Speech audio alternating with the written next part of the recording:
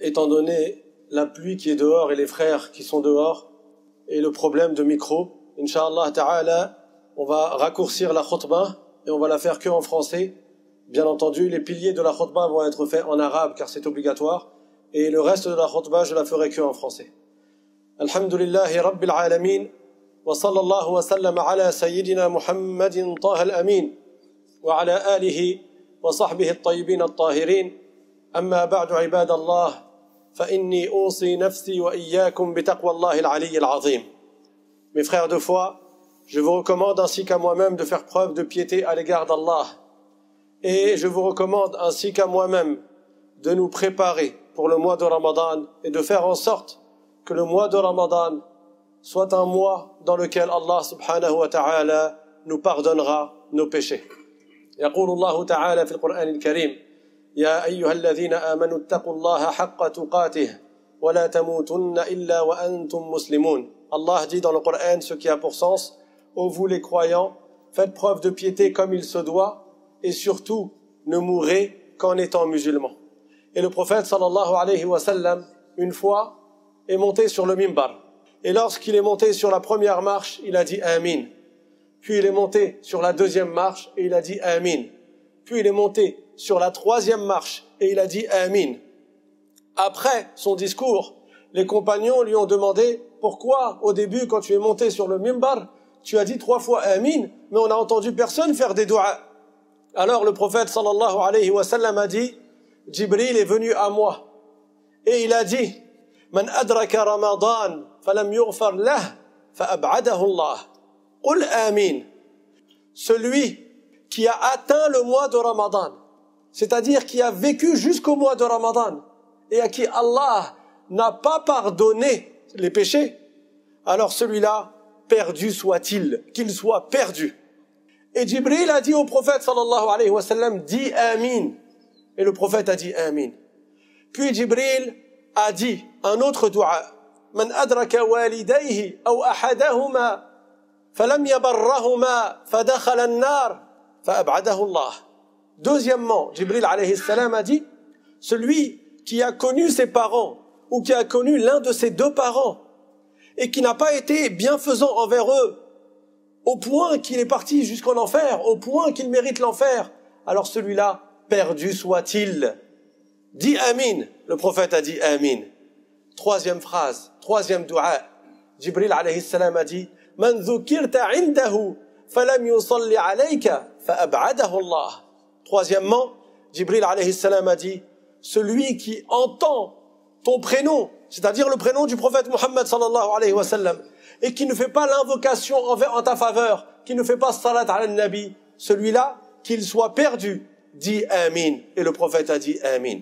Donc, le prophète sallallahu alayhi wa sallam nous indique dans ce hadith que les causes qui nous permettent d'être pardonnés pendant Ramadan sont tellement nombreuses que c'est comme si il suffisait de vivre durant le mois de Ramadan pour être pardonné.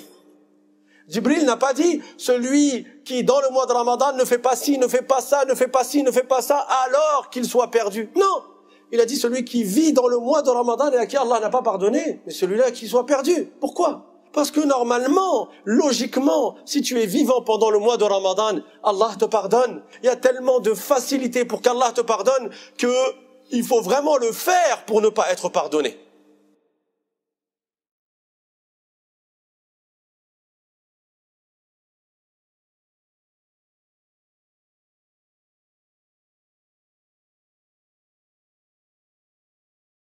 Pour que la personne ne soit pas pardonnée, c'est vraiment qu'elle a rien fait du tout.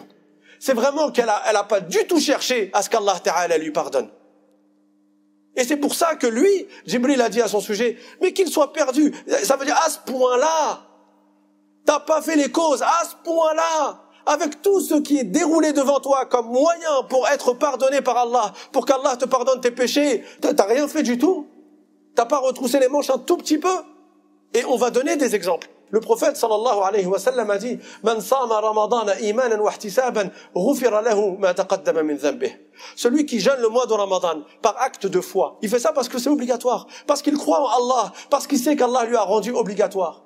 wahtisaban, et parce qu'il recherche uniquement l'agrément d'Allah. Il fait pas ça pour que les gens disent ah masha'Allah, lui il jeûne, lui il prie, lui je le vois tous les jours à la mosquée. Il fait pas ça pour les gens. Il fait ça lillahi ta'ala, pour Allah seulement, par recherche de son agrément. Allah lui pardonne ses péchés. Mais c'est commun que les musulmans durant le mois de Ramadan ils jeûnent.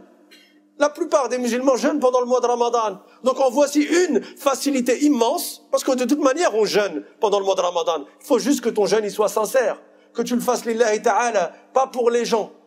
Tes péchés sont effacés. T'as pas fait ça, t'as pas jeûné tous les jours, il t'est arrivé un pépin, il y a eu quelque chose qui a fait que t'as pas jeûné. D'accord, il y a une autre cause, il y a un autre moyen. Le prophète sallallahu alayhi wa sallam a dit Man qama ramadana imanan wa ihtisaban ghufira lahu ma taqaddama min dhanbihi. Celui qui veille les nuits de Ramadan dans l'adoration par acte de foi et par recherche de l'agrément d'Allah uniquement, Allah lui efface ses péchés. Ça veut dire même si t'as pas jeûné tous les jours de Ramadan, il y a encore les nuits. Fais quelques rak'at chaque nuit, c'est une période dans l'année, c'est 29 ou 30 nuits dans toute une année. Est-ce que c'est difficile? Seulement 30 nuits ou 29 nuits? À chaque nuit, tu fais quelques adorations, quelques prières, Allah t'efface des péchés. En voici une facilité encore. Supposons que tu ne l'aies pas fait, on ne sait pas où t'étais, t'as perdu du temps, t'es parti dormir alors que t'as moult hasanat à gagner, t'es pas parti le faire, t'es parti dormir ou t'es parti te distraire. Ok, il y a un autre moyen. Le prophète sallallahu alayhi wa sallam a dit Man qama laylat al-qadri imanan wa ihtisaban ghufira lahu ma taqaddama min dhanbihi. Celui qui veille dans les adorations la nuit de Al-Qadr, une nuit dans le mois, Allah lui pardonne ses péchés. Supposons tu ne l'as pas fait non plus. Le prophète sallallahu alayhi wa sallam a dit Lis-sa'imi da'watun la turad. Celui qui jeûne, il a une invocation qui n'est pas refusée. Il a une invocation qui est exaucée. Donc, en jeûnant 29 fois dans ce mois-là, ou 30 fois dans ce mois-là, tu as 29 fois la possibilité de faire une invocation pour qu'Allah te pardonne. Comment manquer cela? Comment ne pas être de ceux à qui Allah pardonne dans le mois dans lequel Allah pardonne le plus? Il faut vraiment être tellement détaché, tellement éloigné, tellement fatigué, tellement inconscient. La personne, elle a tellement pensé à manger tous les jours qu'elle a même pas fait des invocations au moment du ftar. Ok. Même ça, elle ne l'a pas fait. Je te rajoute encore une autre possibilité. Le prophète sallallahu alayhi wa sallam nous apprend que chacune des nuits de Ramadan, Allah Ta'ala affranchit des gens de l'enfer. Même si t'as pas fait tes invocations pendant le ftar, même si t'as pas jeûné tous tes jours, même si t'as pas fait le qiyam, les adorations toutes les nuits, mais dans chacune des nuits, tu as une possibilité pour qu'Allah Ta'ala t'affranchisse de l'enfer, c'est-à-dire pour qu'Allah Ta'ala te pardonne tes péchés. Et avec toutes ces facilités, et il y en a d'autres, avec toutes ces possibilités, avec tous ces moyens pour qu'Allah Ta'ala nous pardonne, Allah ne nous a pas laissé juste ces causes et puis c'est tout. Il nous a facilité encore plus. Le prophète sallallahu alayhi wa sallam a dit dans un hadith إذا جاء رمضان فتحت أبواب الجنة وغلقت أبواب النار وصفدت الشياطين.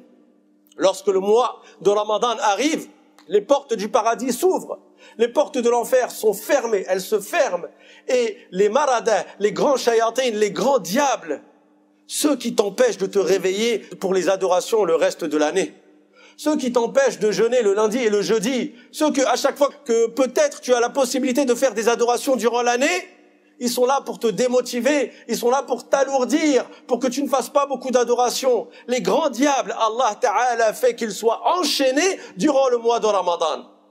فَيُنَادِي مُنَادٍ يَا بَاغِيَ الْخَيْرِ أَقْبِلْ وَيَا بَاغِيَ الشَّرِّ أَقْصِرْ. Et alors, il y a quelqu'un qui va parler lorsque le mois de Ramadan arrive. Un ange qui va dire « Ô toi qui cherches à faire le bien, viens ». C'est-à-dire la porte t'est ouverte. « Ô toi qui cherches à faire le mal, arrête-toi ». Toutes ces possibilités-là. Et on va traverser le mois de Ramadan et le finir sans qu'Allah ne nous ait pardonné. Celui-là, Jibril a dit « فَأَبْعَدَهُ اللَّهُ » Celui-là, mais vraiment il est perdu. Mais celui-là, il a vraiment rien cherché à faire pour obtenir l'agrément d'Allah. Celui-là, qu'il soit perdu, parce que il n'a fait aucun effort pour être reconnaissant à l'égard de son Seigneur et pour être obéissant envers celui qui l'a créé et celui qui lui a tout donné. هذا وأستغفر الله لي ولكم فيا فوز المستغفرين. الحمد لله رب العالمين وصلى الله وسلم على سيدنا محمد وعلى آله وصحبه الطيبين الطاهرين. أما بعد عباد الله فإني أوصي نفسي وإياكم بتقوى الله العلي العظيم. Mes frères de foi, je vous recommande ainsi qu'à moi-même de faire preuve de piété à l'égard d'Allah subhanahu wa ta'ala. Le mois de Ramadan est dans quelques jours. Et je vous rappelle que certaines personnes vertueuses dans le passé, ils se préparaient 6 mois à l'avance, avant Ramadan.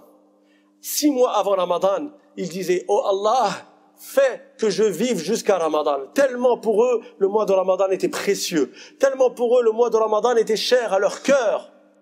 Que 6 mois avant le mois de Ramadan, ils disaient dans leurs invocations « Oh Allah, ballighni Ramadan », fais que je vive jusqu'au mois de Ramadan.